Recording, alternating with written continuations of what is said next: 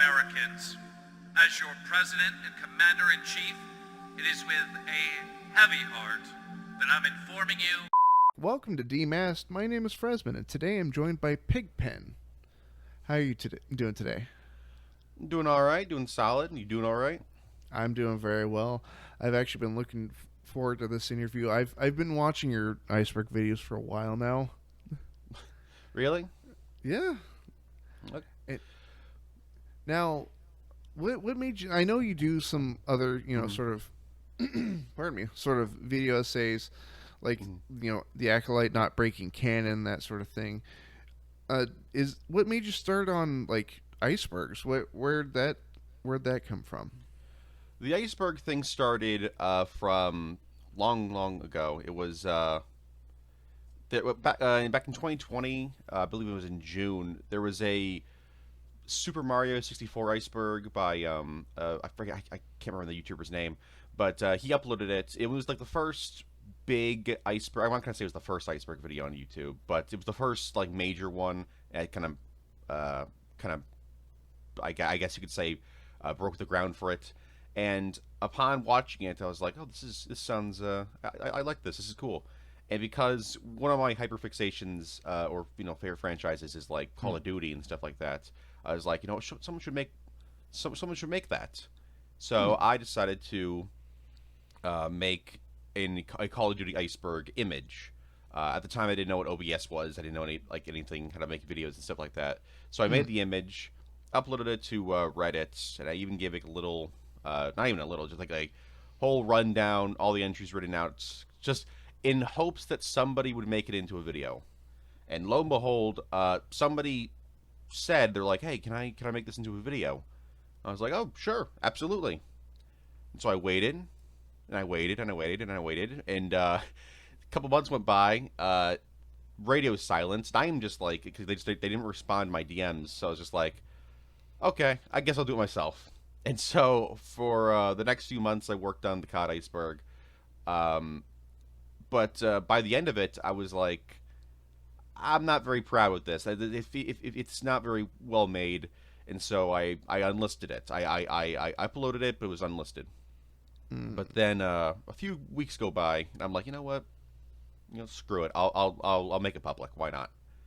And a few people saw it, and I was like, you know what? Let me make one that's one that I'm proud of, and it was the Transformers iceberg, the first one, and just kind of started all from there. So if that one Reddit user five or so years ago decided to actually make that video, there's a good chance I wouldn't be making videos on YouTube. Now, out of the Call of Duty iceberg, from years past, do you have a specific entry that you like is your favorite out of the whole bit? From COD iceberg, I mean, yes, there is. In the Call of Duty iceberg, from the Call of Duty iceberg all the way to, I think it was the Halo iceberg, which is the last one I did it for, was the final tier, because the original, that Super Mario 64 iceberg that I mentioned, very early icebergs on YouTube. I think some still do, but the last few entries are always like kind of like fake, purposely fake, like creepypasta stuff that's like made to like spook the audience or whatever. And so I put my own spin on that for these, but I stopped doing it a while ago. But with the COD iceberg, I did one that was there's a zombies map in Call of Duty called Nocturne Totem, and I made like the fake thing. I was like, okay, this is actually the game's the Nocturne Totem is actually based on real events. It turns out that in reality, a plane of like U.S. Marines crash landed and they never found the bodies, and they found this weird hole in the ground, and blah blah blah. And I didn't think anything of it. I thought it was like a dumb whatever thing. But then I got comments. Not a lot of comments, just a couple of comments of people going like, "Yo, is this real? Is this real?" And then like, someone was just like, "I spent the last 2 hours researching plane crashes from the 1940s to see if this is real. I can't find it. Can anyone tell me this is real?" And I don't know. I think the idea of me making a video and then in reaction to that, somebody deciding to research plane crashes from the 40s is really funny to me, and that's always stuck out to me. I mean, do you think any of your other icebergs have had sort of the similar effect of? Uh, yeah, there actually was one, the Cowboy Bebop little mini iceberg I did ages ago. Mm. This was a weird one. Because one of them, one of the little entries at the end was a fake final episode. It was like, oh, Spike lived and blah blah blah, and I forget exactly what it was, but it was very stupid, very very very fanficky, which is kind of the point. But somebody, it was only one person. I didn't want to correct them because I thought it was funny, but one person was like, "Wow, I'm really I'm happy that they decided to cancel that episode because it didn't sound very good." And it's like it's just like you're right, it doesn't sound very good. But it's even funnier is that was, I think that was the last entry, and that little like joke tier began with an entry that was like, Spike Spiegel is an allegory for Jesus, and it's just like, how do you go past that and go like, oh, this must be a serious entry. This must be a very serious entry. Oh man, I gotta write that down. Yeah, I know. One of these days, I'm like, I kind of hope that like one of these days, I'm like, the Cowboy Bebop wiki or like TV Tropes page or Wikipedia or whatever, somebody like writes it down, going like, did you know that this is? They post my video as a source. They're like, this is actually real. And it's just like, it's just spreading misinformation. Yeah.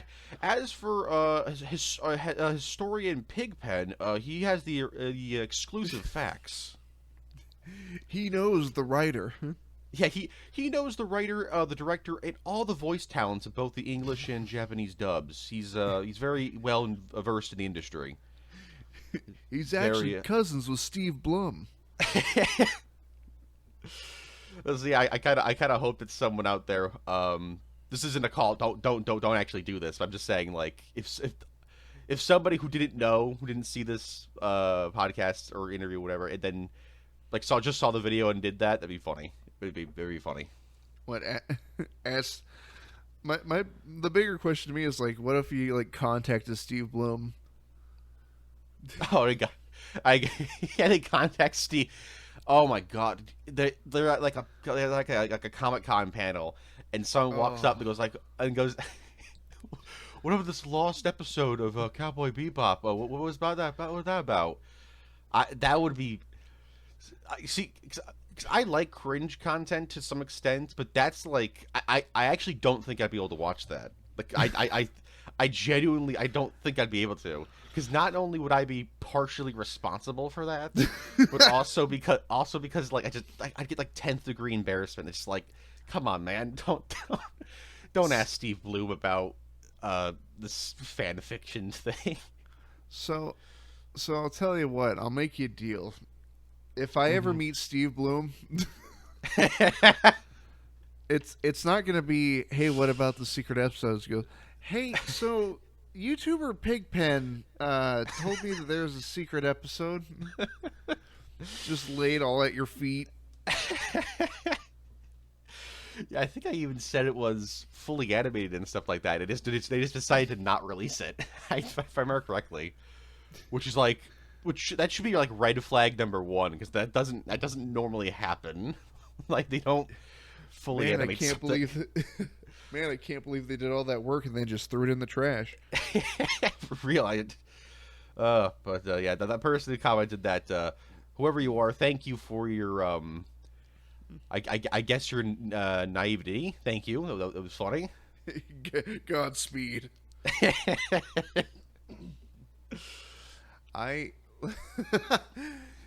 Now, in your upcoming iceberg videos, do you plan to put more and more misinformation? Not necessarily, but there is a kind of something like that I've done recently. My friends and I have this like joke character that we came up with called the Grungler. This is a fake superhero character. It all started because you know the plague on YouTube, the fake those AI generated shitty like trailers for fake movies and stuff like that that are Yep. just everywhere. My friends and I were Yeah. watching. My friends and I were watching one of them to goof on it, and this was like a Spider-Man 4 one, and there was a character who was very clearly meant to be like an amalgamation between, like, the AI got confused and very clearly like mixed Kraven the Hunter with like the Vulture, and it's like this weird like the dude's like wearing half a suit, like the suit, it's like Two-Face, like the suit comes halfway through, he's like wearing half a mask. It's stupid, so we decided to call him the Grungler, and it kind of stuck with us. And so one of my friends told me, like, hey, you should just like randomly mention the Grungler one day in a video. And I was like, no, I'm gonna do that. So in the Fantastic Four iceberg, during the first Secret Wars entry, when I'm like listing off characters that were part of the event, I'm like, Iron Man was there, Hulk was there, Grungler was there, Spider-Man was there, and unfortunately I only got a couple comments going like, the Grungler, what the hell's the Grungler? And I never clarify. I just go, it's the Grungler. I don't know what you're talking about. He's a character from Marvel Comics. Why are you being weird about this? Why are you being weird about this, I man? can't believe the guy grungled me. That's the thing about the Grungler. He has no power set. I don't know what he is. He's just the Grungler. That's what he is. It's like an edit that I saw recently about the new Superman movie. It's like, I can't believe there's a green version of Superman called Green Man in the background. Yeah, I've seen one that was like that for Spider-Man 2. It was like how come nobody ever talks about Doc Ock's like sidekick, Blue Man? Because it's a guy that's like in blue they CG'd out to move tentacles. Yeah. Now, you mentioned Call of Duty earlier, and I do want to know, what is your favorite entry in the series? My favorite entry in the series. Well, I have a couple answers to this, because I guess my all-time favorite is probably, God, I don't. I'd say probably Modern Warfare 2, the original. I know, very basic baby opinion, but the OG Modern Warfare 2 is really, really good. It wasn't my first COD. My first COD was COD 4, but MW2. I think the game's campaign is. I'm not gonna say it was super well written. I don't think it. As much as I love the Call of Duty franchise, I don't think there's ever been a campaign that's been like super, super well written. There's always some kind of issues or whatever. Because at the end of the day, Call of Duty campaigns are essentially just glorified, like you're playing a Hollywood action film. Essentially, like it's not like a you're not getting Shakespeare or something like that. But like Modern Warfare 2, it was engaged. It's very engaging. It's very nostalgic, and the multiplayer is great, even if it is broken and hacked all to hell and back these days. But for the time, it was good. But I also have a very very deep love for like Black Ops 2 and even World War 2, which was kind of a more controversial entry at the time. And that's because just like I really respect COD World War 2 because Sledgehammer Games, like when the game first launched, there were some weird design issues with the game. I didn't really care for it, and a lot of people didn't. And I believe it was in like February or March of like the following year, because that came out like 2017. So like it would be like March 2018. The guy, like one of the guys behind these changes left Sledgehammer, and then just instantly after he left, they reverted every change that dude wanted to like make to the game, and suddenly the game played 10 times better. But it just they basically were just like, screw that guy. Here you guys go. Here's your fixed game. And because of that, I have a lot of respect for COD World War II and Sledgehammer Games to begin with. Not begin with, but you know what I mean. I have a lot of respect for them. They're usually the COD developer that gets shafted a lot. Like they were the ones that had to do the huge crunch work with Modern Warfare 3. I think they only had to make it in like 9 months or something like that, because Activision got cold feet. Because the original plan was that year was not supposed to have a COD game. Modern Warfare 2 was supposed to be a 2-year supported game, which for any other game that sounds normal. But for COD, 2 years is surprising. But they got cold feet, so they're like, "Oh, this paid DLC expansion we're gonna do, make it a full game," and because of that, Sledgehammer suffered. And people go like, "Oh, Sledgehammer games are always the worst," and blah blah blah. And I always feel, I mean, I'm not gonna sit here and say that like Vanguard was my favorite, or even Modern Warfare 3 is my favorite, or anything like that. But like at the end of the day, like I think they get a bad rep. They are easily the COD studio that listens to the community the most. Like no other COD studio was gonna like change how the game plays fundamentally months after release because of like fan outcry. Like nobody, no, I don't think any other studio would have done that. Well, so I can't afford the new Call of Duty games. Oh yeah, at all. No, I mean, yeah, they're super expensive these days. But I'm still on Cold War. I'm a big fan of Cold War. And, oh yeah. But whenever I see the boot up screen where it shows all the companies that worked on it, I get bummed out because it's the joke that's been made is that certain companies are bought and then brought to the Call of Duty mines. Oh yeah, Highland Studios and all that. Yeah. So two of those companies made really good superhero games, and are no longer doing that. It's High Moon, which worked on the Deadpool game, and then Beanox that worked on a fistful of Spider-Man games that were all really good. Yeah, but now they if your game if you're not making as many games these days, Activision throws you in the mines. They I think they did that for like the Crash Bandicoot developers recently. Not because I think they're still making Crash games, but there was something like that. Like they got sent into the mines, and very few escaped the mines. Unfortunately, it sucks. Yeah, we'll finance your little Crash Bandicoot game, but you're gonna have to work on Call of Duty first. Yeah, sorry. You can play your little Crash Bandicoot game, but first, we're going to need you to complete 4 months of work on this campaign for Call of Duty that exactly 3% of the community is going to play, and we're going to need you to do it overtime. You're not getting paid. Sorry, but not sorry. Crash Bandicoot can wait, buddy. No one cares about your little Bandicoot. Also, we need you to work overtime because sure, it's 4 months worth of work, but we need it in like 2 days. Yeah, we need it like now. Actually, like I know you're at home right now, but you need like work. You're coming in now. It's not negotiable. I understand we're still on the phone with each other. Follow up. Why are you still on the phone with me? Get to work.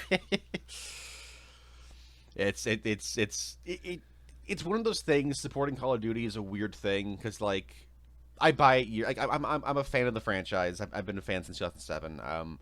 But I do understand that. I mean, Activision's evil. Like, it's just like fundamentally they're an evil studio. They're an evil company. But all this AI shit as well. It's bad. It's not good. Well, so did you ever hear about what, surprisingly not Activision, what Bethesda did to Human Head Studios back in the day? No, I know Bethesda done some weird stuff, but no, what did they do? So, are you familiar with the game series Prey? Yeah, they made there's only a couple Preys, isn't there? Like there's the first one and there's the remake. So, it's not a remake. In fact, it has literally nothing to do with the original game. The only thing they share is a name. Oh, so it's just okay. So it's just like a let's keep the IP going essentially. It's not even the IP. It's just the name. Literally, no returning characters, no returning plot points. Zip, like so nothing. So it's just a okay. So it must just be like a copyright. Like let's just keep the brand name. I guess that's weird. Yeah. So originally there was going to be a Prey 2 that was going to be a sequel to the original Prey that came out in 2006 or 7. And Human Head Studios, the people who worked on the original one, were in charge of making this. But Bethesda was like, this seems like a waste of time and money. So what we're going to do is we're going to waste your time and your money. Hey, small dev team. Your game sucks. Keep working on it. We're going to withhold payment until you fix it, and then we're just going to tell you never fixed it over and over until you file for bankruptcy. Oh my god. Okay, that does sound like Bethesda. Jeez. I think I knew Prey 2 was a thing. I like everyone else have seen the the trailer they released for it. But that's scummy as all hell. That they're like, yeah, you can keep making it, whatever. Then they're like, yeah, we're not actually gonna release it though. Sorry. Well, what sucks is like the end of the original Prey sets up a storyline that was so fascinating that it's all that more infuriating that a sequel never happened. Mm-hmm. Just classic cliffhanger, yeah. Well, because the details that were brought up about Prey 2 is that you were not going to be playing as the player character from the first game, but he's been off doing his own thing in the time between the first and the second game, and you run into him.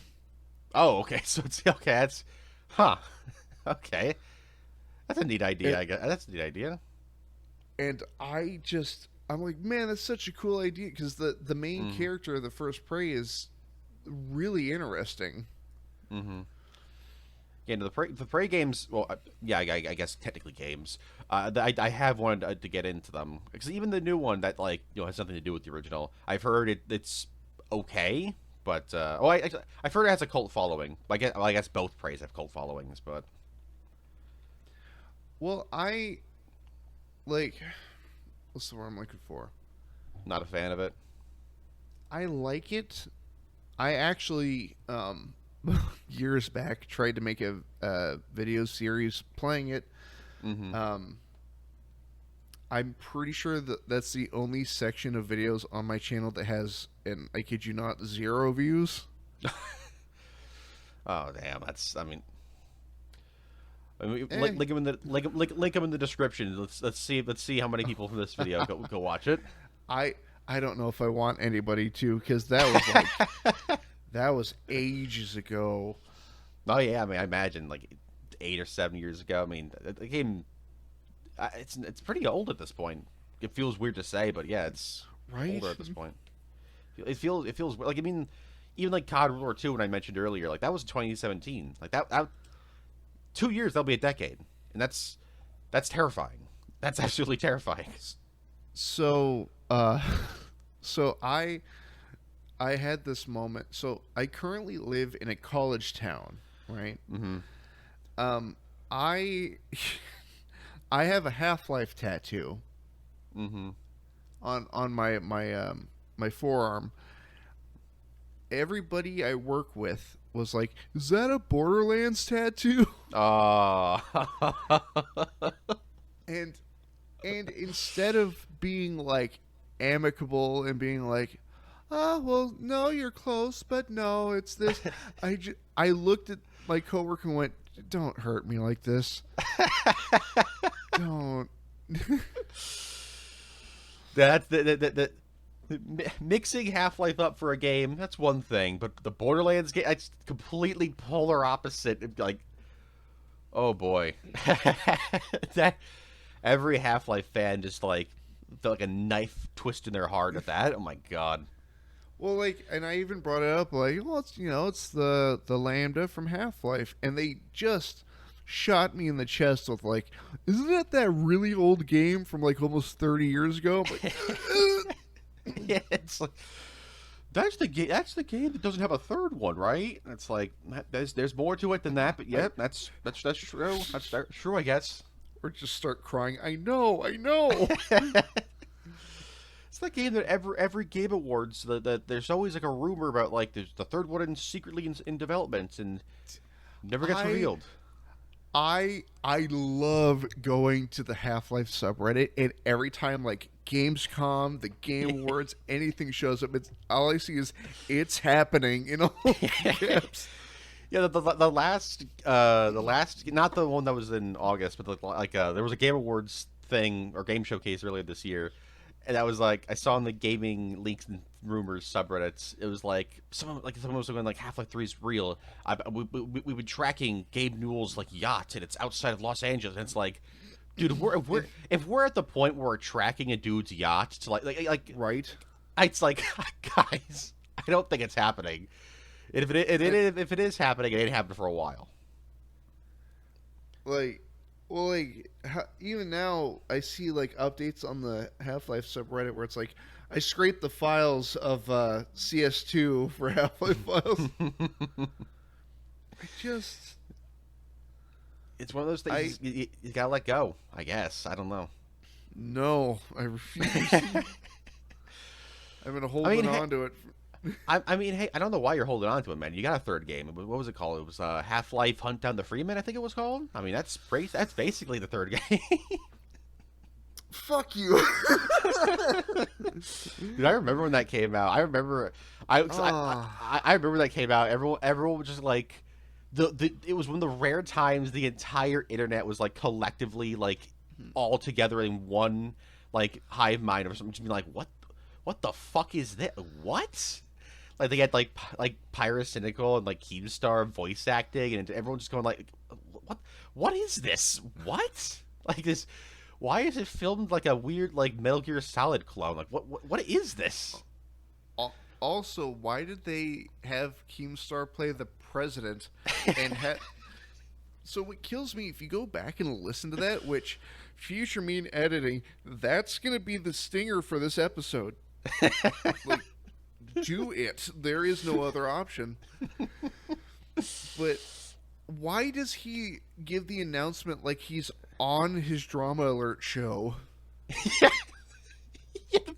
The U.S. president has like its own YouTube show. Just goes, "What's going on, guys? So the invasion's happening. We're being wiped out by the aliens. Oops, suck to suck, I guess." Looks like we got roughly 2 more hours in this 5-hour war. Just like use code Keem. Anyway, let's get right into the news. Yeah, hard cuts into him being like, "Oh, well, it was a massacre yesterday," and or he does that. Okay, okay. Have you watched any of the interviews that Keemstar's done? Ages ago, back when like he was. I mean, I guess he still is relevant, but like back when like the baited podcast days and stuff like that. Yeah. Like, you see how he like responds to people's stories where it doesn't seem like he's actually listening. No, he's too busy chowing down the popcorn. Right? He's just like, oh yeah, that's crazy. Crunch, crunch, crunch. and then he'll like give a face reaction, go like, "Huh?" Like eyes bulge out, like, "Excuse me?" Like that's crazy.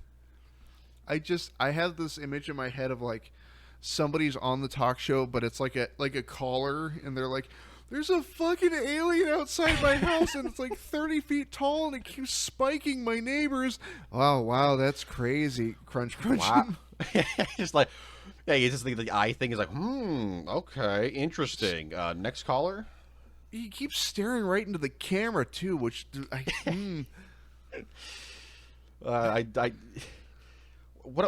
a bold choice to have him play the president. What a strange choice. Like if already having YouTubers as like a voice acting in your game, like I guess I mean if you're also like a voice actor in a YouTuber, that's fine.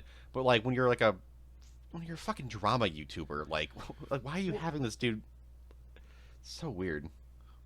Well, honestly, I don't think it's people that talk for a living, right? Which is hilarious for me to say because I do this for fun. But but like I think it was more so that they weren't given any direction, so they probably had to default to their tone that they use on their channel. You are probably correct. You are probably right about that. Yeah, because I mean, it is very, especially the Pyrocynical one. It's very blatant that they just like were given nothing. They just were like, we're fucked. Read the script. Well, it's it. It's over. We are going to lose. I don't know if is Gordon Freeman in this? I don't know. It's Is this a sequel to Opposing Force? I hope not. It's funny. I need to play the Half-Life games. I own all of them, but I also do own Hunt Down the Freeman because it's like $2, and I'm like, this is one day gonna get delisted. I know damn well it is, and I don't want to miss out on the cringe. I have to experience this one day. I considered it, and then I saw. Okay, what's the word I'm looking for? I've been around the block when it specifically comes to Source Engine stuff. Yeah. Like, not only Half-Life, but like Gary's Mod and all Yeah. the Source Filmmaker animations. And somehow you kind of gain this eye for like, that is not an official model. Yeah. And Oh yeah, yeah. and I'm sitting there and it's like, you know how most of the environments are reused Black Mesa Source assets? Yeah. I'm like, those look amazing. And then I look at Mitchell and I'm like, that guy looks like shit. It's this bootleg Metal Gear character. What the fuck is this? Is it still on Steam? Hunt down the... Oh my god, it's still on Steam. Yeah, it's I don't think they're charging full price. They might be charging full price. I bought it was on deep on sale, but like, yeah, it's I know it's like overwhelmingly negative or something like that. It's a very strange oddity. It's funny. That's what I'm saying. It's funny because it's just like, I think this is the first time someone's mentioned it in like 5 years. Now the curse will continue. Hunt down the It's like- Freeman too. It's like Freddy Krueger. The best way to win is to forget. Yeah, exactly. Yeah, it's the fucking bye bye man. Don't say his name. Don't think it. It's the fucking pee pee poo poo man. Don't say it. Don't say it. What do you mean, hunt down the Freeman?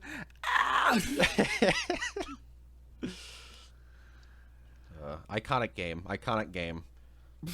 So I want you to know, I'm staring at the Steam page. Mm-hmm.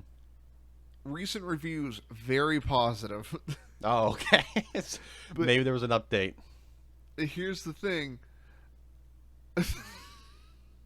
Are they all just, you fucked up my face? They're just like, they're negative reviews, but with a thumbs up. And like one just says, "Who the fuck am I hunting, bro?" Those are my favorite kind of reviews. The ones that like are like super negative, but then they'll be like, "Yeah, but positive review." Get a. I fucking love that. Or here's a good one. This game makes you want to change my life for the better. 0 out of 10 would play again.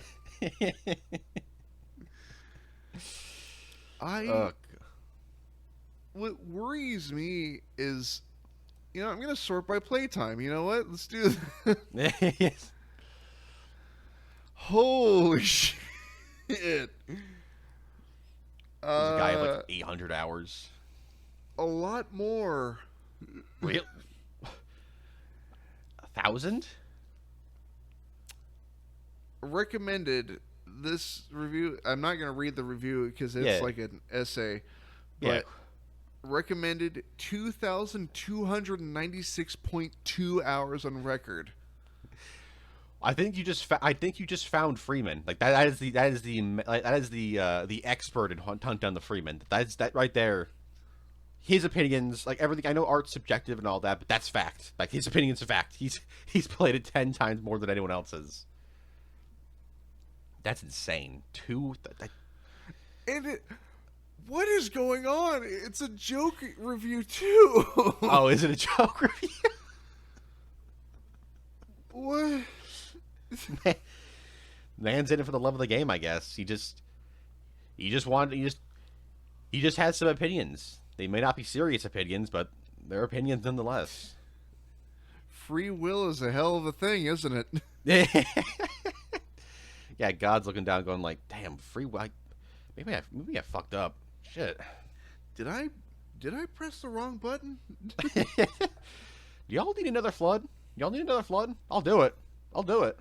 I have plenty of locusts. Sending a swarm of locusts to the hunt down the Freeman reviewer, like, nope, can't do that. No, it sends the locusts to your house if you play it. Locusts start like emerging from your computer monitor and like your actual PC. No, I imagine them coming from outside. So like, I'll play some Hunt Down the Freeman, and then like the sun gets blotted out at your window. Yeah, you're like, whoa, look, starting to get cloudy out, huh? Is there a storm coming?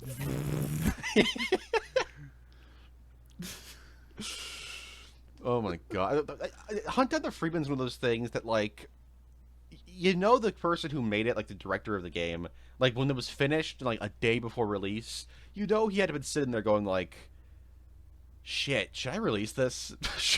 Like, will people like this? I think I goofed up." Well, so there's another side to this I don't believe we're considering, which is what if he had full confidence in it?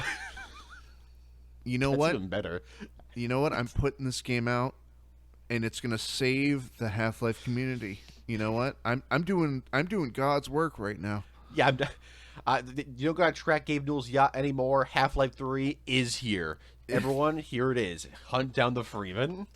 Tell Jeff Keighley to go fuck himself. The future is now. Half-Life Alex who? That said, party people at home, please don't tell Jeff Keighley to go fuck himself.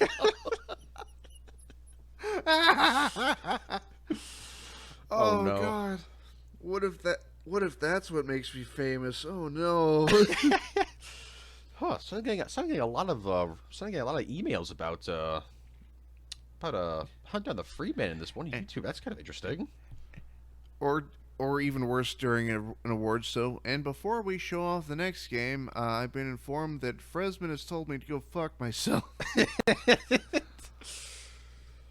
All right, on with the next game. Peggle 3.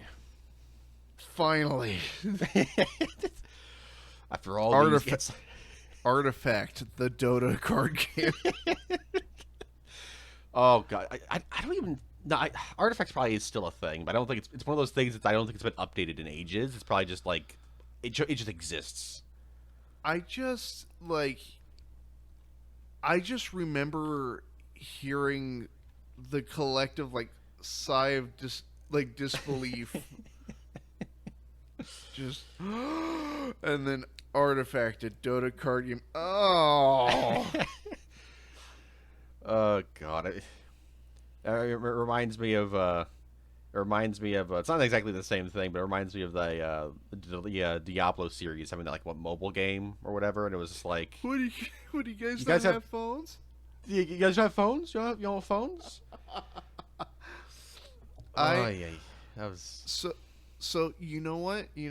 I actually just saw something earlier today I think is prevalent to our discussion. Mm-hmm. Are you familiar with Randy Pitchford? Yeah, I believe so. Let me just Randy Pitchford. That's the Oh, right, that's the Gearbox guy. Yeah. So he put something on Twitter earlier today that drove me fucking nuts. So back in May, there's the announcement that Borderlands 4 is coming to the Nintendo Switch 2. And somebody commented, like, please don't make the game $80. You're the CEO of Gearbox. The game should not cost this much. Can you please lower the price? Especially because it's just a port to a different platform. And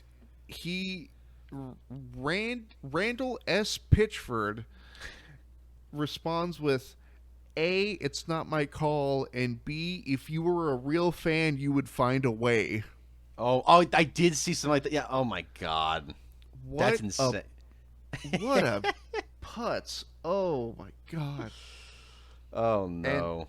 And I will reiterate to the party people at home what I responded with on Twitter, which is, remember, folks, you have blood, sperm, and plasma to sell to buy Borderlands 4 for the Nintendo Switch 2. That's insane. That's absolutely that's crazy. Remember, audience, if you want to learn more about Randy Pitchford, just Google Randy Pitchford USB drive. You'll learn all about him.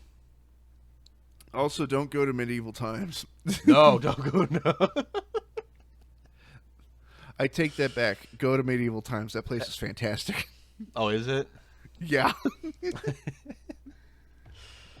Yeah, walking into a medieval time, see Randy Pitchford there, you're like, wait a second. Oh God, I'm not sitting next to him, am I? Why is he sweating so much? I hate that I can clearly see it in, like, my brain. What a bizarre series of events. What a strange. We don't get into that, but what a bizarre situation that was. Yeah, and I find it bizarre that nobody's like really brought it up to him. Yeah, it's weird. A lot of people just. I feel like they're coward when they're like a lot of gaming journalists. I feel like are kind of cowards. They don't want to ask the hard hitting questions. They don't want to ask questions that could get them like. You can't ask you can't ask it like you can't be like interview Gearbox again or whatever, which like yeah, that's the case, but at the same time it's like these are important questions you should be asking. I'll do it. Yeah, I'll do. Yeah. IGN, if you want someone to do it, I'll do it. I'll do it. You heard it here first. GameSpot and or IGN. Fresman is freelance. And like, you know what? You don't even have to pay me. What was your journalism career? Well, I had one interview with Randy Pitchford where I asked him about his incident at Medieval Times, and that was that. That was the beginning and ending. I got 2 words out, and he walked out. Well, what did you say? What 2 words could you have said to upset Randy Pitchford? Well, I looked him in the eyes and I said, "Barely legal." Oh, Randy Pitchford. Oh, what a character. I can say that he's a character. Not a good one, but objectively speaking, a character. A poorly written one, but here we are. He exists. He exists. Who wrote this? Randy Pitchford. It's funny. You mentioned Gearbox, and obviously they do Borderlands and all that. Are you a fan of the Borderlands games? I used to be, but my displeasure for Randy has sort of soured it to me, because the minute I'm like, "Hey, it's Borderlands. That looks neat." Right, yeah. Yeah, no. My thing with Borderlands is that I played 2 a long time ago, and I thought it was all right. But it's not. The comedy is not really for me personally. My biggest experience at Borderlands is actually the film from last year, because my friends and I did a little marathon where we're like, let's watch all the box office bombs of like 2024. We didn't get through all of them, but we got through a lot of them, and Borderlands was one of them. And did you actually see the Borderlands film? So funny enough, I was originally going to do a double feature with my father-in-law. Mm-hmm. We were going to go watch Deadpool and Wolverine and then go watch the Borderlands movie. Mm-hmm. And we got out of Deadpool and Wolverine, and we were staring at each other, and he goes, "Okay, we can either go see the Borderlands movie, or we could spend the money we were going to use on tickets to get food." And we both at the same time went, "Food." You made the right. You two made the right decision. The Borderlands movie is not exactly what I would call good by any means, and this is coming from somebody who's not a fan. From my understanding, the fans of the series hate it even more. Yeah, I've seen some clips, and like I'm a fan of the series at least up until like the pre-sequel. Mm-hmm. And I'm like, yeah, that's not how that works, or that character's not represented well. Yeah, I think my favorite thing about it, and my favorite, I need to clarify, like, it's my favorite in how just like how much of a poor adaptation it is, and it's just the fact that like they have like Claptrap in the game, and like he's a CGI character. You can have the voice actor come back. They're like, no, Jack Black, no, Minecraft Steve, we're gonna put him in here, and it's just like, okay. Well, okay. Well, why would you do that? You'd have to pay the voice actor, right, Randy? You'd have to pay him for his work. But you don't want to do that, Randy. That's why you fired him. Randy like takes off his headphones at medieval time. He's like, "Huh? What'd you say? Paying somebody? Well, no. I feel a disturbance." I mean, it just goes to show you how, like, video game studios and especially movie studios, especially movie studios, just like do not care about voice actors like at all. Like, even for good movies, when Transformers 1 came out, I'm not knocking the film at all. It's a great film. But Yeah. like instead of hiring voice actors, like traditional voice actors, they hired like all big time celebrities and stuff like that. And like, I'm not one of these guys who said that who needs it to be Peter Cullen every time to be the Optimus. I understand that other people aren't, that who need to be who can. I understand that he's older now, and while he'd like to still play the character, and I hope he still does, he's not the only actor to play him. And I think Chris Hemsworth did a pretty solid job, honestly. But like you could have had actual voice actors, like traditional voice actors, come on to do that film, and or even recently with that that Smurfs 2025 film, which a film that I have zero interest in, and I don't think anyone does because I don't think. I forgot that was even a thing. Yeah, the Smurf is weird because it's one of those IPs that refuses to die, but hasn't been culturally relevant since like the Reagan administration. It's really weird. But like, anyways, that movie's whole marketing was just like Rihanna is a Smurfette, and we got all these voice actors and stuff like that, and it's just like, Dude, oh my god, actors. It's the live action Lion King again. Oh yeah, oh my god, yeah, that was. Like, did you ever see the interviews about that movie? I saw a few of them. I've seen a few of them. Yeah. There was one that was fucking heartbreaking because it was Jon Favreau, the director. Yeah. And he's like, yeah, we engineered like new groundbreaking ways to create real-time cinematography in digital 3D space. And the reporter just goes, so what was it like working with Beyonce? Like, just, awesome. Come on, man.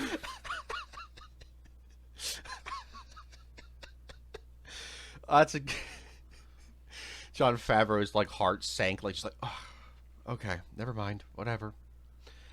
I just like my heart sank for him because like that's an interesting concept. I want to learn more about that, but no, it's got to be Beyonce.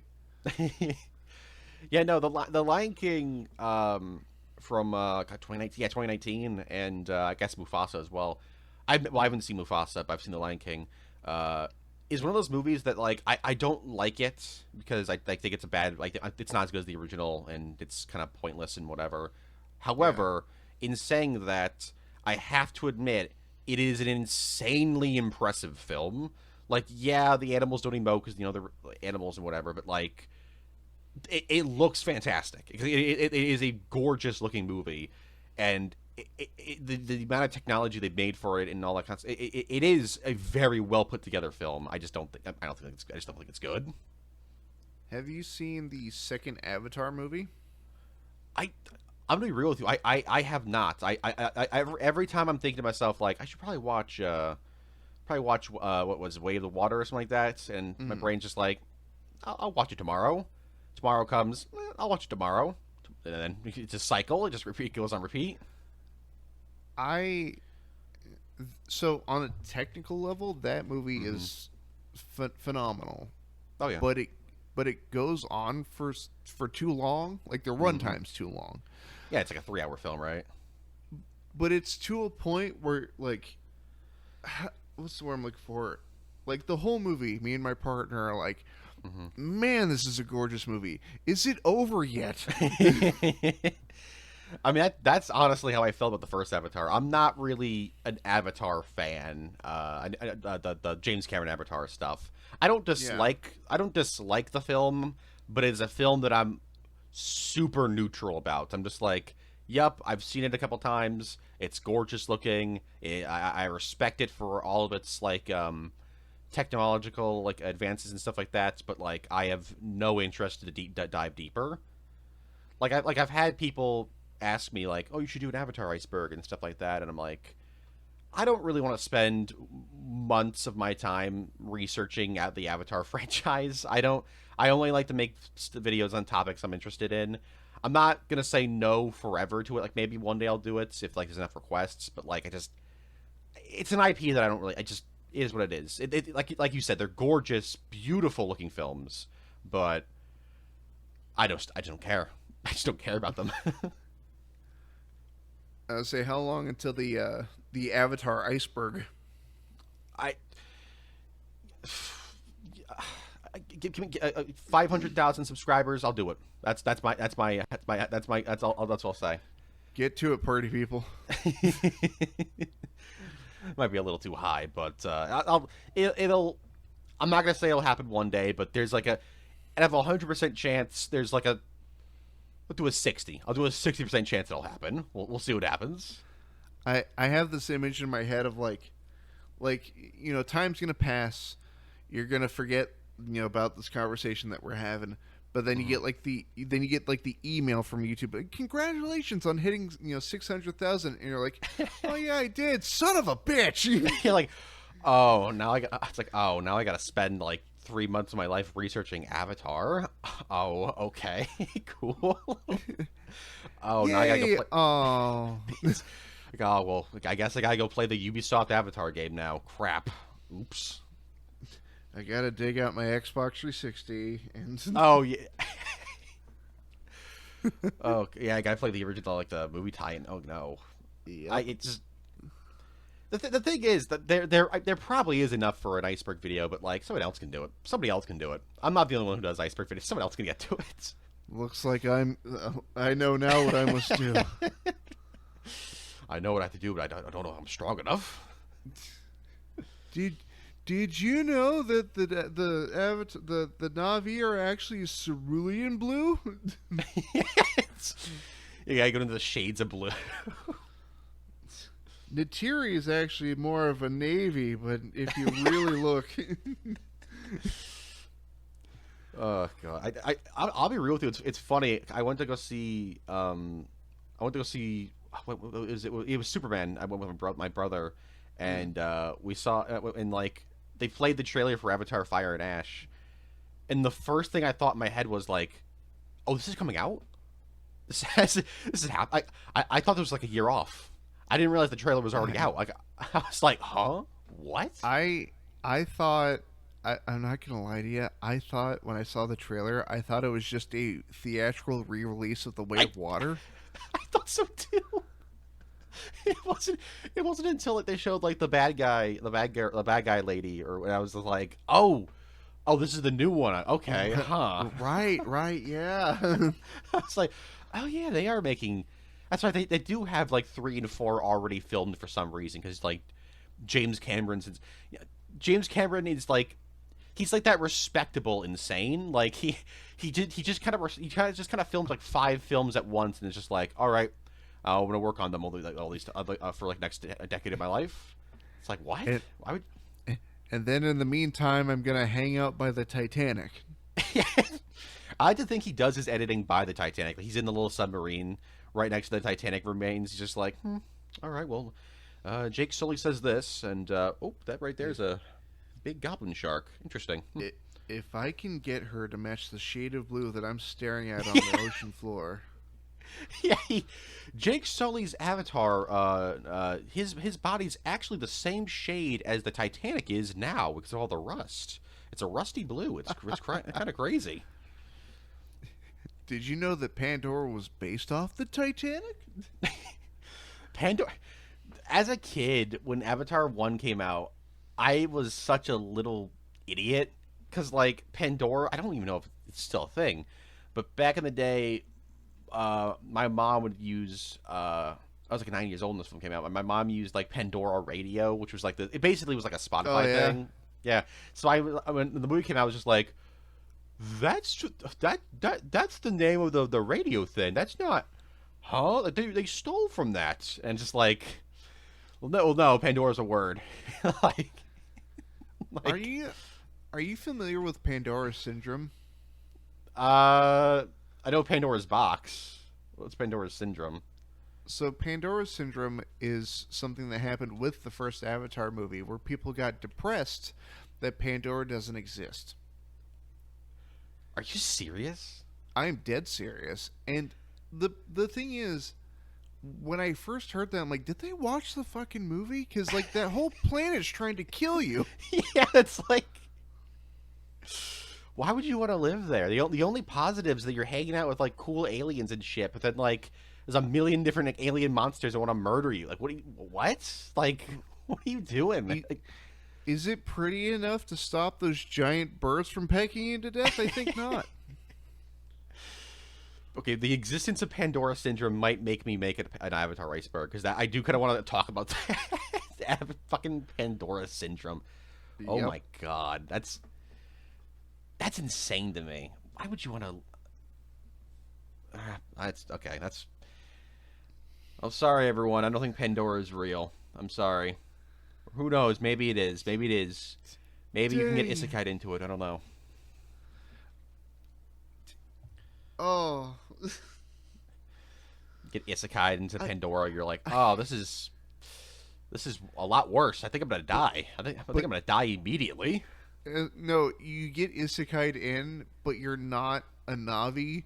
You just Oh, immediately suffocate. Yeah, that's like those people that go like, if I had a time machine, I'd go back in time to the dinosaurs. And it's like, dude, oxygen levels weren't like you would die immediately. Like you wouldn't even see a dinosaur. A dinosaur would just see you like suffocating to death. Like you can't do that. You'd make it about 30 seconds and then just collapse.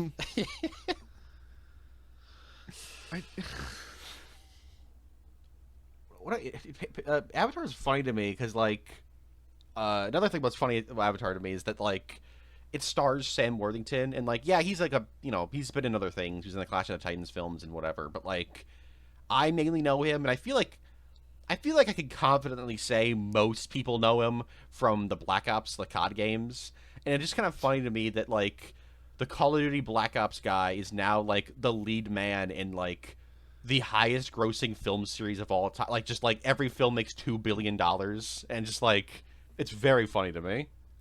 So, you know how Sam Worthington has a particular like yell to him? Yeah. Mm-hmm. So I don't know why, for years I didn't catch on that Alex Mason is played by Sam Worthington. Like I didn't. Oh really? Really? Well, then I went back and played Black Ops 1 recently, and when he gets, shocked and he's yelling, I'm like, oh yeah, that's Sam Worthington.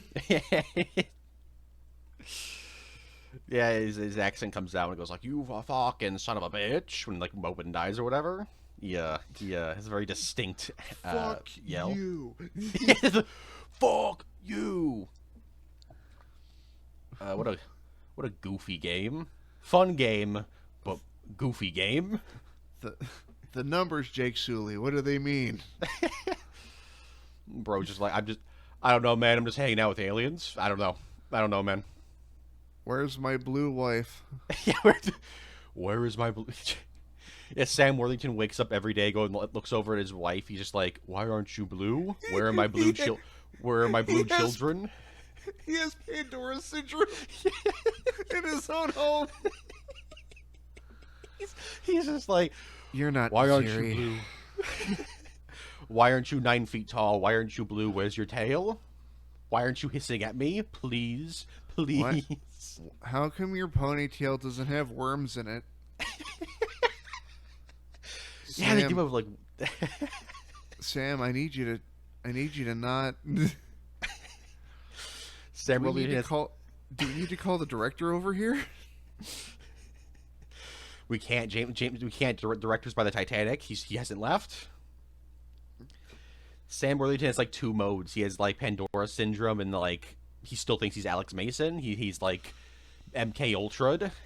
He's still like screaming about the numbers.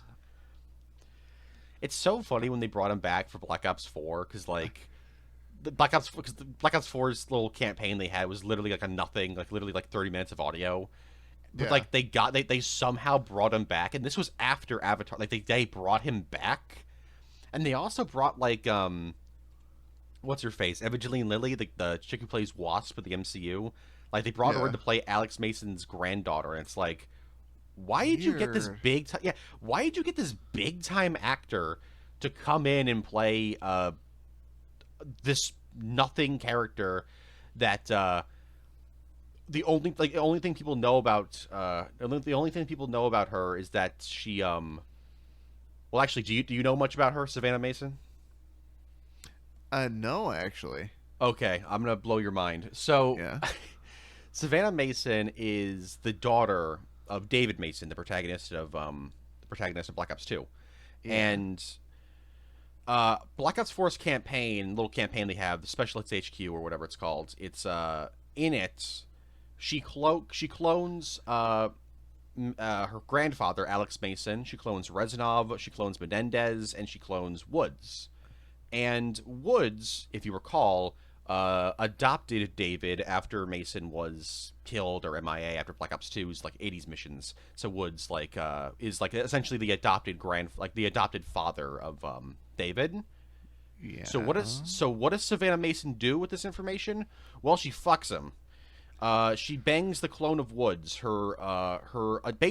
essentially her adopted granddad, essentially, and her biological grandfather's best friend, and turns the clone of him evil, and then has the clone of him brainwash the clone of her biological grandfather into basically gaslighting him into thinking that he killed Savannah Mason's sister. Jessica Mason or whatever her name is. So it's this insane story that I hope to God they never ever mention again, because I don't really think Treyarch were thinking when they made that. They're like, because there's a lot of implications in that storyline that I don't think they thought through. It's the fucking Kylo Ren and Rey thing all over again. Yeah, it's a very weird situation. They didn't really think this through.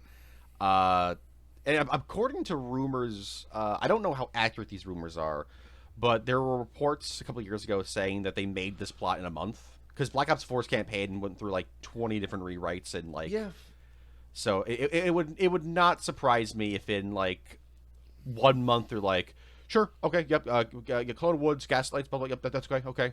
It's like, wait a second, what didn't Woods raise David? And it's like, well, yeah. Oh. We don't have time to fix it. We don't. just release it. Nobody's gonna play this mode. Whatever. Release it. Don't matter. No, nobody's gonna see it. Just nobody's gonna see this. Nobody's gonna see this. Good job today, Sam. Yes. If you asked Sam Worthington about that, there's a 0% chance he would know anything what you're talking about. I don't think he remembers he was in Black Ops 4. Or watch, he like has full knowledge. He's like, yeah, it was a misstep. Yeah, he's like actually like a COD historian. Like he knows everything. Like, he's been playing the games constantly. Did you know that Mason and Alder were actually lovers in the 80s? Yeah, they were on a mission together in the 1980s, and well, they got to know each other pretty well. One thing led to another, and I do love how. Oh no, I'm sorry. You go. Oh no, go for it. I was just gonna say I love how in Cold War, Mason was very clearly like an afterthought. Like because he doesn't really act like Mason, and he just kind of acts like weird. Yeah, it's like there's a part in the game that's so awkward to me, and I love it. It's I overall like the Cold War campaign, but all the Black Ops elements are very shoehorned in. But there's one part where, like, you know how you can talk to like Woods and Mason and Adler or whatever in the safe house area. Yeah. So like, there's one part where you can talk to Mason and Woods, and like you can say something, and then they get really hyper aggressive with you, and then they're like, "Nah, we're just messing with you, man." And it's just like, what the fuck? What? Okay, whatever. Very very strange. Yeah, I remember that. Like, they're just being like regular dude bros, and yeah. Like, I half expect that from Woods, but like not Mason. No, not this like MK Ultra to hell and back like dude. Like it's really weird. And also to show in how shoehorned in the games are, like the Black Ops elements are, in the level where you go back to the area from the first Black Ops game, the snow, the level you play as Hudson, and the avalanche happens and all that kind of stuff. That place, Woods mentions like it's not looking as good as last time we were here, and it's just like, Woods, you weren't here. You had nothing to do with this part of the plot in the first game. You've never been here before. What are you talking about? But that's also the level where he mentions the onion. So that's that's what people took from that. But yeah, very weird, very weird. I will say I do like there's that mission where it all kind of comes tumbling down for Bell when you're replaying the events of like I think it was like Adler's memories, but they've been like implanted into you. Oh yeah, the one with the zombies Easter egg. Yeah. Well, like I like that small detail of like you pick up a rifle, you begin firing, and if you like change, it's like actually you picked up a grenade launcher. Yeah, no, people, I think people have come around on Cold War, but I think Cold War's campaign is really good because the little touches like that I think are really really neat. I think that they don't have to do that. They don't have to do like little changes like that, but they do. I do appreciate that. I think the team over at Raven who did the campaign did a pretty damn good job. Again, like I said at the beginning of this video, I don't think any COD game is like masterfully written by any means, but for an action Hollywood blockbuster in the form of a video game, pretty solid. It'll do. It'll do. Serviceable. And hey, really, real quick question. I've been staring at your Discord profile photo. Isn't that Anguirus? That is Anguirus from Final Wars. Yeah. Tight. Okay. I really like Anguirus. He's one of my favorite kaiju. He's very goofy. I love his original roar. It's also very goofy. He's just a goofy little dude. My favorite's Jet Jaguar. Jet Jaguar is also just iconic. He's just peak. I mean, you look at him and you're thinking to yourself, like, you look in the mirror and you're like, why can't I be him? Why can't I be him? I wish I had that confidence, and then you give yourself a thumbs up. In all fairness, Jet Jaguar, like that man might have the most confidence of any person like in fiction. Like, dude walks in there, he's like, "Yeah, I'm gonna go fight Megalon. It is what it is. Whatever." How's it going? Godzilla shakes his hand. He is the only character in fiction to shake Godzilla's hand who has gained Godzilla's respect. Like, that's worthy of something. That's pretty iconic. When's he coming to the MonsterVerse movies? That's the thing. There's been, I'd say recently, it was a few months, it was like a month or two ago, Sam Neill, who's gonna be in it, which is pretty cool. He posted like this video or image, I think it was a video of him standing next to like a robot and going like, "This is my co-host for the next movie. This is my co-star for the next movie," and people are going like, "Huh? Did he just?" It's like, did you just spoil like Jet Jaguar's coming back? Did you just spoil that he's coming back? And if that's the case, I'm all for it. I think that'd be really goofy. Hold on. I'm trying to find the photo. I completely misspelled Sam Neill.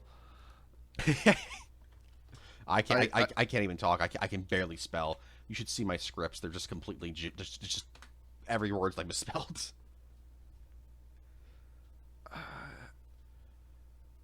Do you know where I could find this photo? Yeah, let me see. It's Sam Neill. What is it? It's Godzilla Supernova. That's what it was. Kong Supernova. Is it a video? Jet Jaguar. Oh, here it is. Thank you. Shout out to Dangerville for posting it on Twitter. Let me just do. Oh, it's a Gundam. Is it the one where he's in like a jogging suit? Yeah, it's the one. Yeah, it's not actually Jet Jaguar. It's just a robot that's next to him, and people are kind of speculating, going like, "That's kind of weird. Why would you say this giant robot's your Did you not see the photo of the robot specs?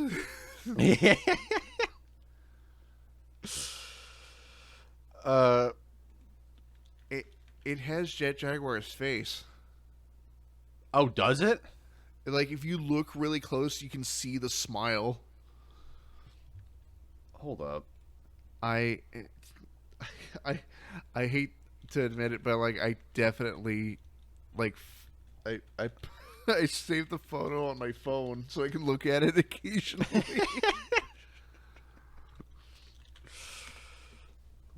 Just bring my boy home. That's all I ask. He needs to come back. He needs to come back. The only thing he was in recently was the very, very average anime that like will never get followed up on. That last fight was good though. It was good. It was good. Singular Point's weird because I do like Singular Point, but I'm also an idiot and I don't understand 90% of the stuff that's being said. Like when they're talking like the gibberish, like the sci-fi talk, I'm just kind of going like, yeah, I understand some of these words. Yep. Okay. Yep. I do like the recontextualization of like how certain kaiju function. Instead of being just Rodan, it's a swarm of Rodan. Oh yeah, I do I really like. I mean, going back to Anguirus, I do like Singular Point Anguirus quite a bit. I like his design a lot. I like his the weird like quasi time manipulation he has. It's weird, but yeah, he's cool. He's cool. It's never getting a second season though. They teased it, but it's been so many. It's just not happening. I would be shocked. I would be shocked if it happened. I'm not against it. I just don't think it will. Don't hurt me like this. I need. You know what I need? You know what would be the ultimate for me would be Jet Jaguar and Ultraman high-fiving. I'm surprised. Not Ultraman, but I'm surprised. Well, it's an Ultraman adjacent character. But I'm surprised, like Zone Fighter, they've never had him like team up with Jet Jaguar. I'm surprised because like he's already hung out with the not the Transformers, the Power Rangers. Yeah. He's already. Yeah, I mean, you might as well. I mean, plus like Toho owns the rights to both Jet Jaguar and Zone Fighter. I mean, they can do it. And Ultraman's hung out with so many people. I think there is an official Ultraman Godzilla crossover, but I think it's like in like a mobile game. No, I'm thinking of the that Kaiju Fighter game that right. Yeah. Right. Yeah. That Kaiju Fighter game that has like Godzilla DLC.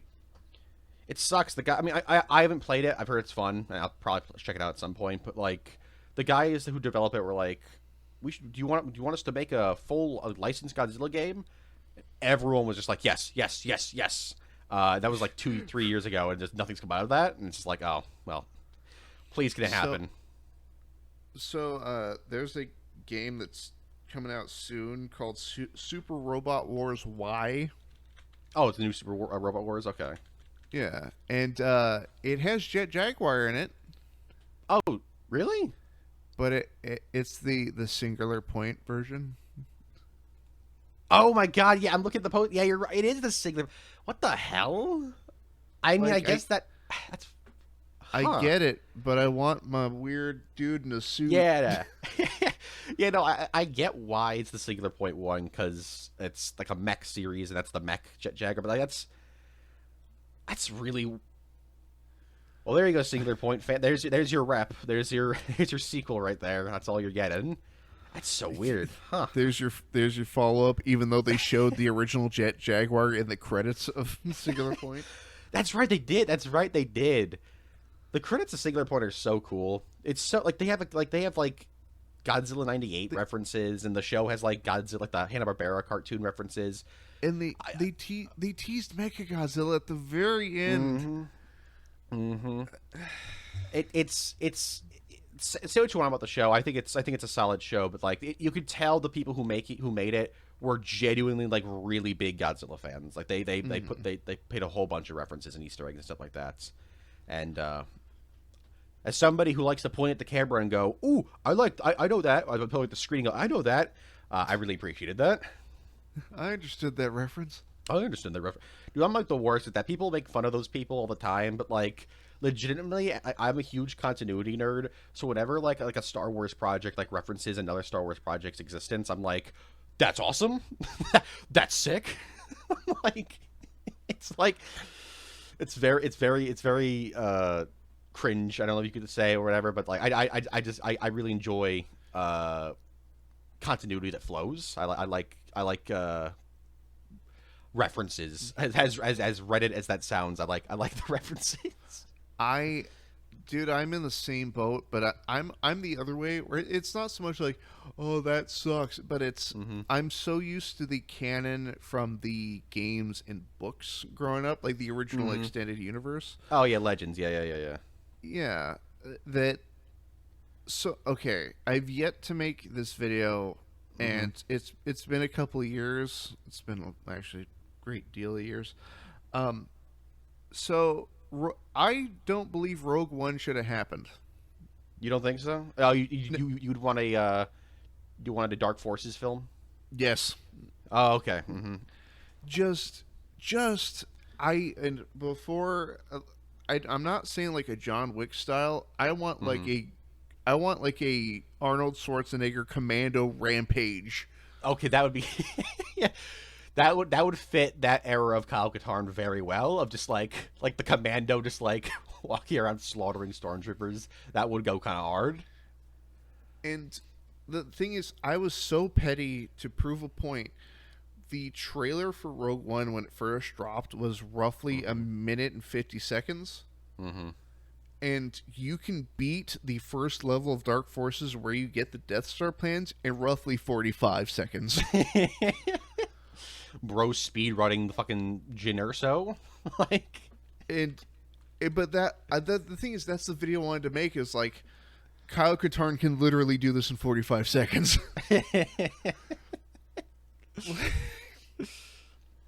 Kyle Katarn's a fun character to me because I haven't grown up. I didn't grow up playing Dark Forces, but I played religiously as a kid. Jedi Outcast. I loved Jedi Outcast as a kid. And that's where I know him from. That's where I know him from. And like, what about Masters of Terra's Kazi? That's one of those.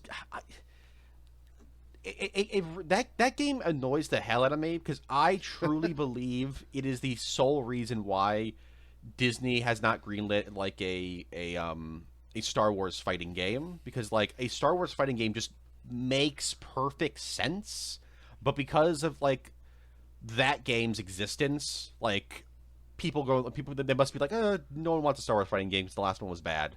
And it's like, no, you can make a good one. You can do a good one. It would have to be probably closer to like Samurai Showdown. Yeah, you know what I mean? Yeah. Where every strike takes a piece off of you.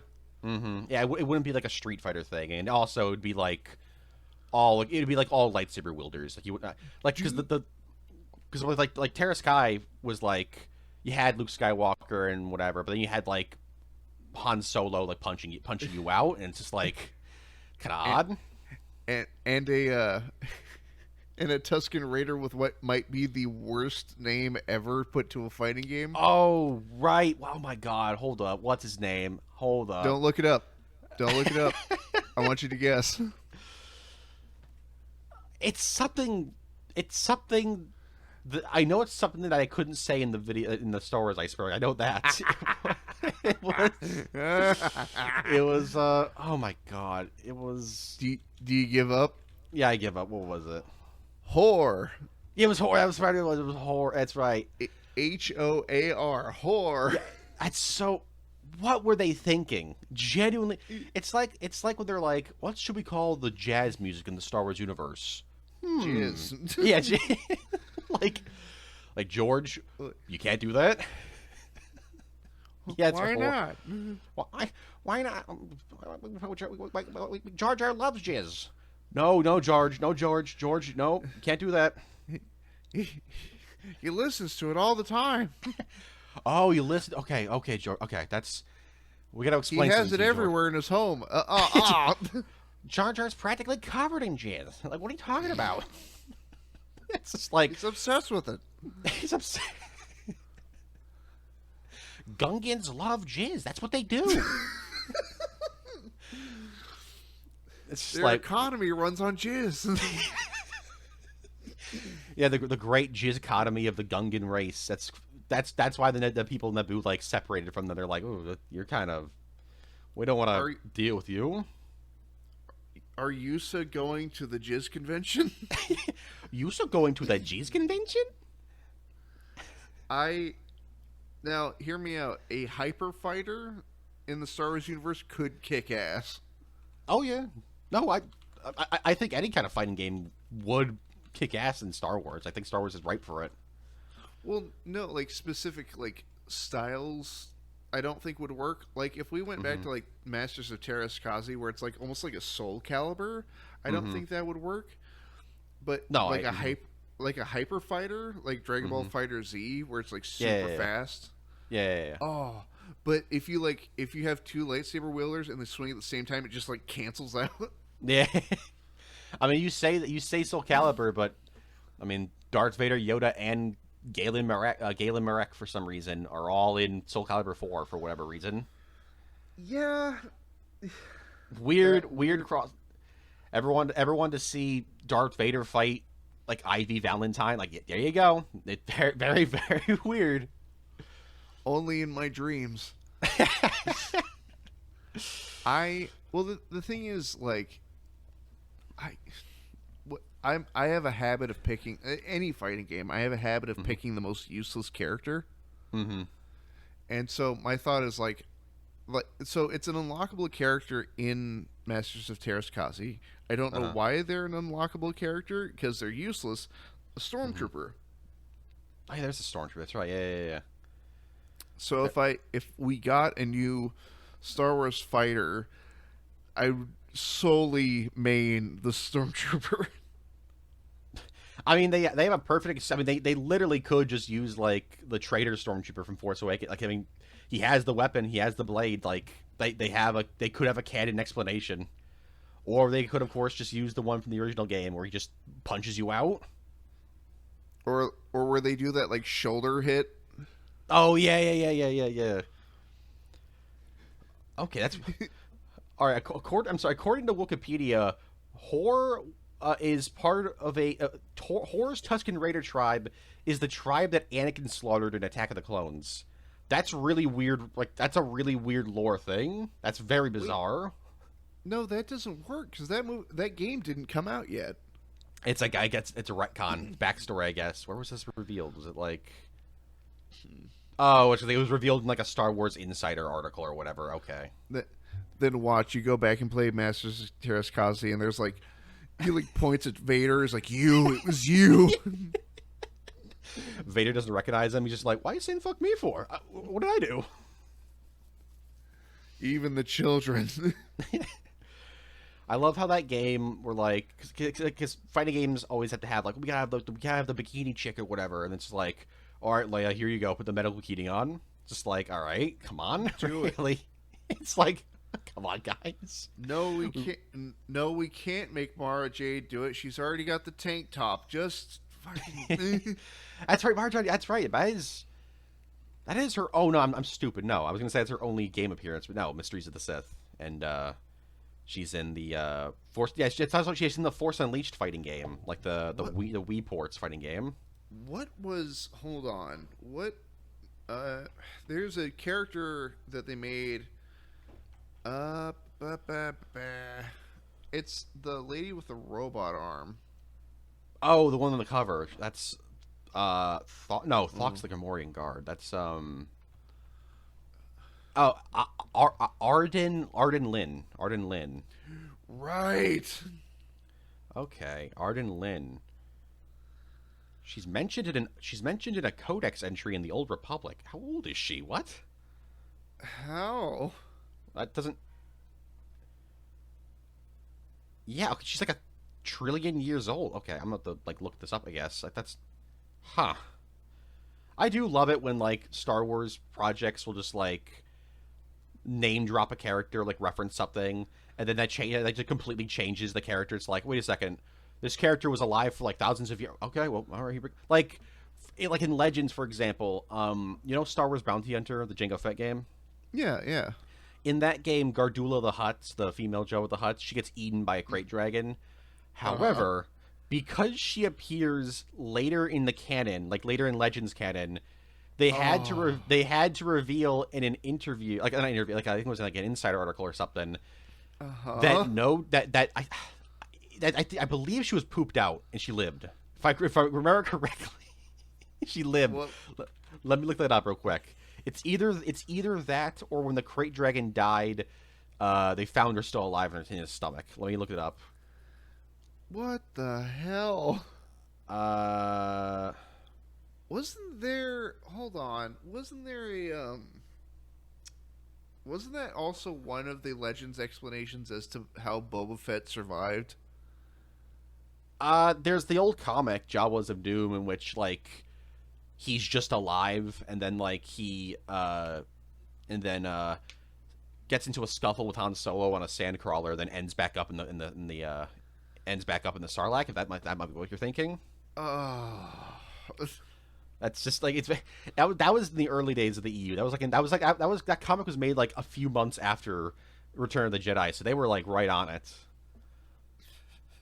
Okay, so okay, even better. There's no official explanation as to why Gardulla the Hutt came back. Okay, okay. I'm going that she was pooped out. Gardulla the Hutt was pooped out. That's canon. That's canon to Legends. Just wormed her way out through the back door. That's disgusting. That's horrid. That's absolutely evil. On the upside, she already looks like shit. So. I imagine people in 1999 when they first saw the Phantom Menace, they saw like female Jabba slither in. They're like, ugh, just there's more of them. What the huh? The thing is, that's my exact thought that occurred during the pod race. I'm like, there's two of them now. It's like, oh no, what? How? Oh. How and why? Then you see like Rada the Hutt in the Clone Wars, and you're like, wait a second, did they? No, wait. It's like the fucking Punisher gif. It's like, wait, no. Wait.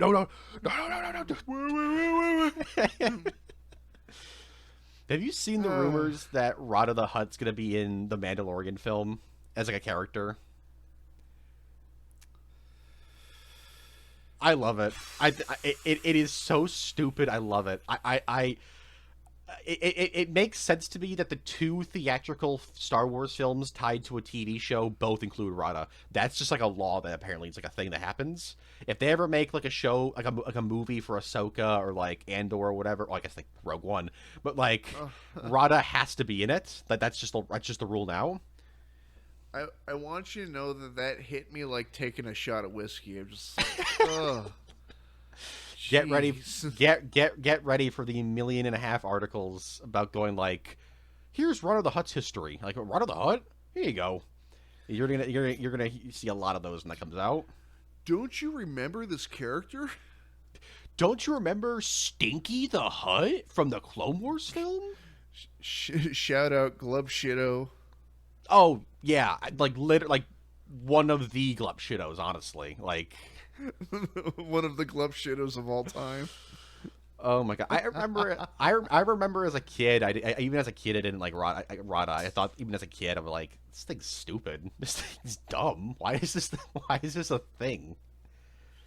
What do you mean?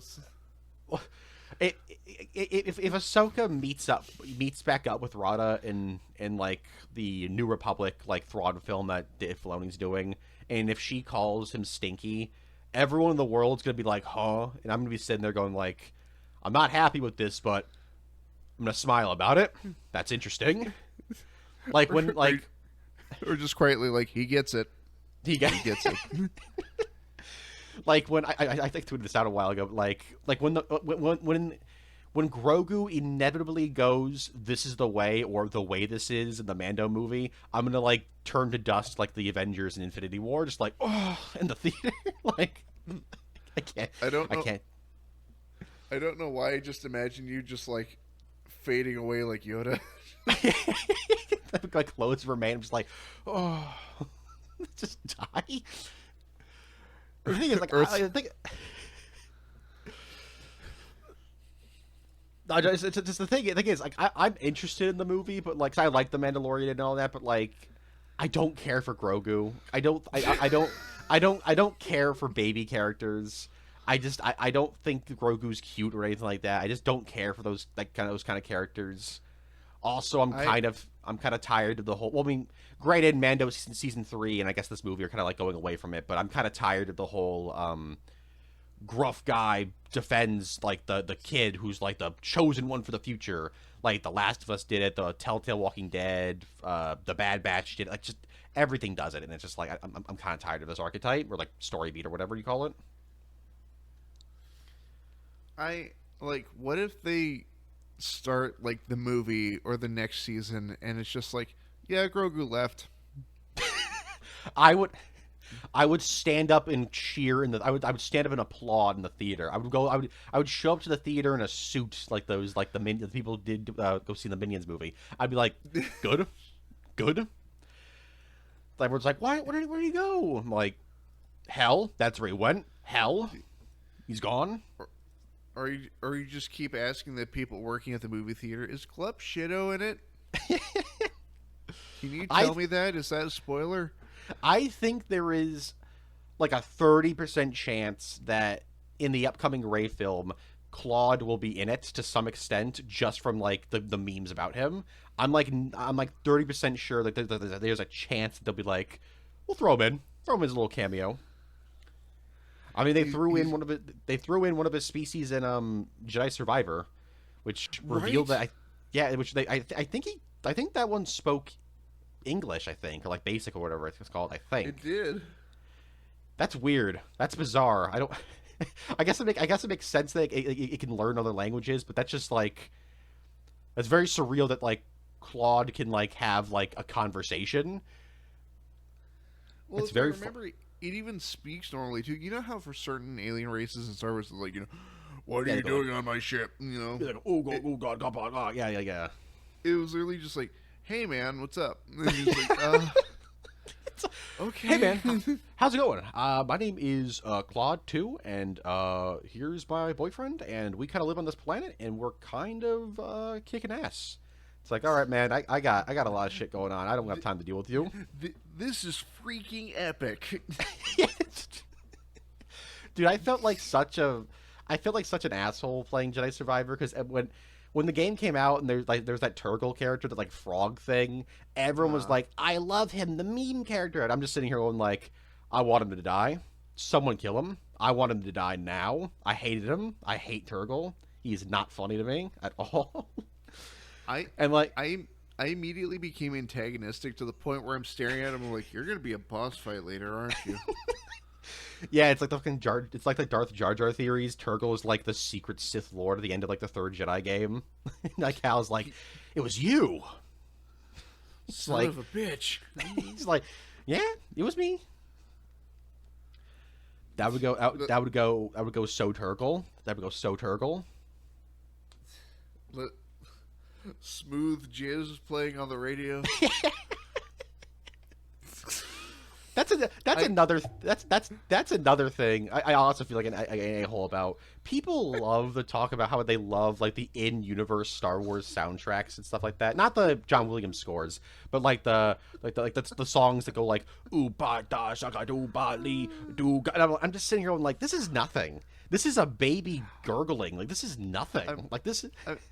I'm still trying to recover from saying Smooth Jizz on the radio. Yeah, just listen to Smooth Jizz on the radio on your way to work. Just like, man, that's some good jizz. Damn, that's pretty good. I gotta stop by the cantina later. Gotta see that Jizz in person. Oh, the new Jizz album came out. I gotta pick up some Jizz. Woo. I got this collector's edition of Jizz. You know, Jizz on vinyl sounds better. I love how Alden Ehrenreich, the guy who played Han in Solo, he did like an interview where he was like talking about like how he did research for the role, and he was just like, yeah, there's something called like they call it Jizz in the Star Wars universe, and I appreciate there's a Star Wars actor out there who knows about that, who knows like cursed lore. I just imagine famed Hollywood actor sitting there going, you know, I really enjoyed Jizz. There was an actor who was in Oppenheimer who knows about Jizz. That's crazy to me. Sitting like Christopher Nolan aside, like, look, Nolan, I know we're doing this like Oppenheimer thing. Boring. Have you ever heard about Jizz? Nolan's like, huh? What? Look, I know the next scene's supposed to be like really dramatic and really heavy, but I need something to get into the right headspace. Do you mind if I go into my trailer and listen to some Jizz? The thing is, I think you can listen to Jizz because I think they've released like official Star Wars like jazz songs like in universe, and it's just like got my Jizz album ready to listen to. Star Wars Jizz. You might want to add album afterwards because if you don't add the album, you might get something else. Enter. Oh, check this out. There's an in-universe Star Wars music playlist. Fantastic. Oh. It's 22 videos. I know they made a whole bunch of music for Jedi Survivor, and I'm just like, this music is essentially just like a baby speaking with like audio track, like a dubstep behind it. It's nothing. I'm sorry. I'll be the one in the wrong. I don't like this. I don't like this music. I don't like it. I'm sorry. I'm sorry, Star Wars fan base. I don't like the in-universe soundtracks. I'm sorry. Unsubscribed. No. So I just found out that Pigpen is not a fan of Jizz. Kinda cringe, but alright, I guess. On Fresman's latest episode of Demasked, YouTuber Pigpen took a hardline stance against Jizz. It's like CNN reporting, like, we're reporting here live from YouTube headquarters, and tell us about it. Well, I just don't care for it. I just didn't care for it. Susan Wojcicki came back from retirement to delete his channel. That would be great. My channel gets deleted. Like in the determination notice, it's just like, you didn't like Jizz. I'm sorry. It's nothing personal. That's just the rules. That's just the rules. We don't make them. Due to you violating YouTube's community guidelines. Due to you going against the worldwide guidelines. This is like you have to be eliminated. I'm sorry. And then there's just like a follow-up drama video of you just like, you know what? No, I don't like Jizz. I don't like Jizz anywhere. I don't even want Jizz near me. Keemstar is doing a reaction going like, huh? Eating his popcorn like, huh? Whoa. Whoa. YouTuber Pigpen doesn't care for Jizz. Or fucking critical. Whoa, that's crazy. the Pigpen Jizz situation is out of control. Absolutely crazy. Can't believe he doesn't like Jizz. This is absolutely absurd. And fart on my nipples or whatever he says. I don't know anymore. I'll be real with you. I know who Critical is. I don't watch him. Nothing against him. I have never watched a video from him. I just know he's the guy from the yeah, that's it, baby, woo, and then the dog pops up and he goes like, the situation. Pigpen, I need you to know that I heard a door open and I looked back and my partner's glaring at me in horror from across the living room. Oh no, sorry, that was I live with other people, so yeah.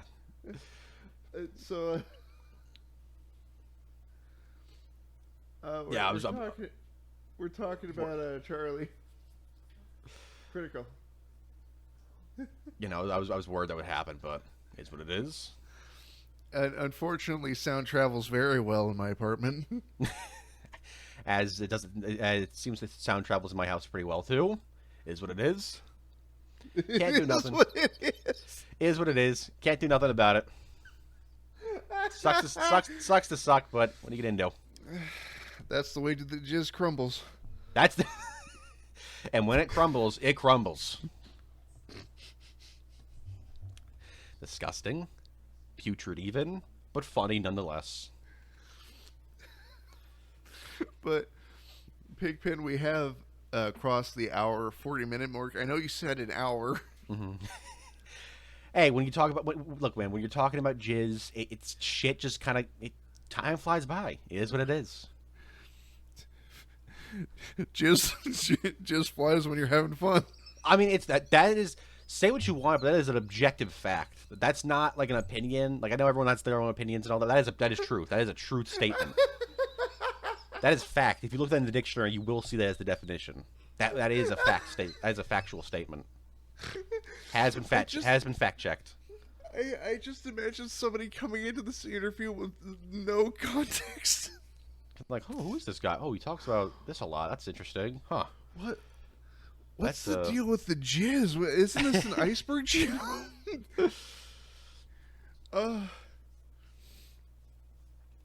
Yeah, it's. Well, I mean, I guess this is a good way to tease the Jizz iceberg. That I was planning on it being a surprise, but oh well, yeah, it's come out now. The 4-hour Jizz iceberg. The dissertation on. The thing is, I probably will end up talking about the Star Wars Jizz in the future if I ever do like a part 2 to the Star Wars iceberg, because it is an iceberg worthy entry. But like, yeah, it. What an absolutely insane thing. Thank you, George Lucas, for coming up with that. I have no evidence that was you that came up with it, but I choose to believe it was. But I'm almost entirely certain it's your fault. It's in character for you. I choose to believe it. Now, to close this out, Pigpen, I do have 2 questions for you, and they're very, very easy ones. Mm-hmm. Now, the first one is... What's your social security number? Yeah, where do you live? No, yeah, but do you have a video on your channel that you are particularly proud of that you'd like to see in the what's it called, the description of this here video? Oh, I mean, yeah, I mean, I just mentioned that the Star Wars iceberg. That's my number one, I think, best video. The amount of work I went into that. The thing is, we're making icebergs is that. I mean, it's a lot of work to do researching and scripting and all that kind of stuff. But with the Star Wars iceberg, while on paper it was a lot of work, it didn't feel like work at all to me. Like, I was having a blast just writing and recording and all that. Because Star Wars is one of those things that I can talk about forever. Like, it's like Jizz. I can talk about it forever and never get bored of the sick of it. But, like... I could never get tired of Jizz. But, like... Yeah, it is a video that I'm really proud of. A lot of work went into it. I'm very proud of it. It had for a while it didn't do too hot, but it has started to get a little bit better. I think it's at like, what is it now? Like not 200. It's like 120. Oh, almost 200. It's 198. I didn't even know that. Yeah, it's because the original Star Wars iceberg from 4 years ago I think is really bad. And it's not even formatted like an iceberg. It's formatted because I was like experimenting with the genre at the time. I was like top tier. I'm talking about like fandom related things. Then tier 2 will be like cancel projects and stuff. But like that's not an iceberg. So I wanted to do it right. And it's 7 hours long. It is a commitment to listen to, but I mean you can just listen to it on multiple periods. I assume people do that anyways. Like, it always blows my mind when people go, like... Cause I've had a couple people go, like, I watched this in one sitting, and I'm like, you watched, like, a 7-hour video in one sitting? Okay. All right. Okay. Fine. Yes. Fine. I just... Okay. But, yeah, that's one that I'm very, very proud of. That's one I think is my best. I'm not sure if my audience would say that's my best. I think people probably. I think if I had to guess what my audience would think, they'd probably be like the X-Men iceberg or something like that. But that's my favorite. That's my favorite by far. And the link to that video will be in the description here. I think I'm gonna, like, the next day I have of work, I'm gonna just sit and listen to that for the entire work day.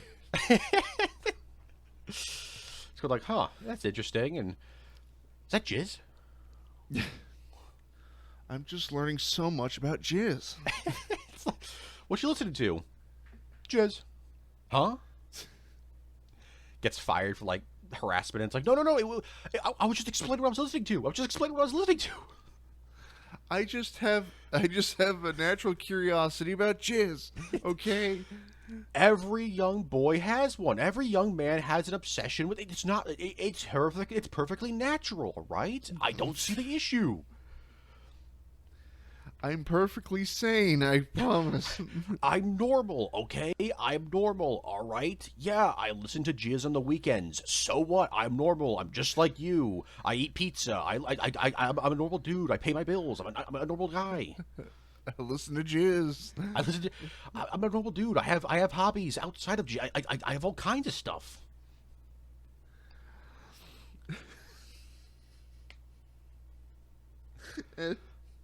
So okay. Bet you didn't think. Bet you didn't think that when you hopped in and you're like, this is gonna be like the Jizz call. I wonder what's gonna happen this call. It's something I fear with every interview. But the last question I have is, would you be open to returning as a guest later on? Yeah, I mean, I'd be down. I saw you did a thing where you told like ghost stories or something like that. I didn't watch the whole thing, but I watched a little bit of it. And I think that's an interesting idea for like a podcast kind of thing. I like the idea of those kind of things. So if you ever want to do something like that, I don't personally have my own that very much, but like if you ever have like a thing like that you wanted to do, like like tell stories or just hang out with other people, just do whatever or another one-on-one. I'm game. It is what it is. I'm having fun. Absolutely. And party people, thank you so much for hanging out with us and our discussion of Jizz for our 40-minute dissertation on Jizz. Hope YouTube's okay with it. YouTube, we are talking about the Star Wars music genre. I don't know what you're thinking of, YouTube. We're talking about the music genre. Don't worry, I'm not monetized. I literally have nothing to lose. But with that, party people, please check out Pigpen's channel. There will be links to not only the channel, but the specified video in the description below. Thank you so much for hanging out with us as we talk turkey and Jizz. I thought you were going to say talk to it. I'm just like, that's a different podcast. That's different. That's not us. No. That's not you. They're not getting on this show. I think she's gone. I don't know what happened to her, but yeah, go on. That's fine. But with that, party people, thank you so much for sticking around. This has been Demasked. My name is Fresman, and I'll see all of you next time. Bye-bye.